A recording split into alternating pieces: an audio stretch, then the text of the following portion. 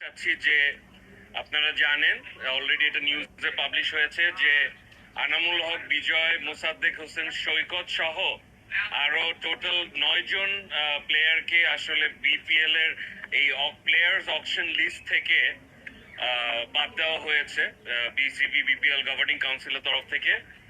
সেটাকে চ্যালেঞ্জ করে তারা আজকে 3টি রিট পিটিশন দায়ের করেছিল হাইকোর্ট ডিভিশনে। সেখানে আমাদেরকে আমরা শুনানি করেছি। ওখানে উভয় পক্ষের শুনানি অন্তে হাইকোর্ট রিটগুলি প্রাথমিকভাবে খারিজ করে দিয়েছে।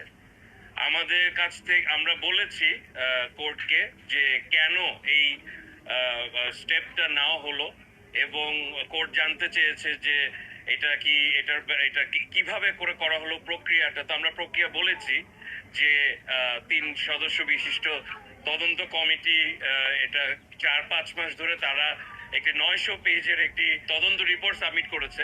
পরবর্তীতে বিসিবি ইন্টিগ্রিটি ইউনিটের head doctor mister Alex martial তার রেকমেন্ডেশনে আসলে এই বিপিএল এর অকশন প্লেয়ার লিস্ট থেকে এই 9 জন প্লেয়ারকে আসলে এক্সক্লুড করা হয়েছে।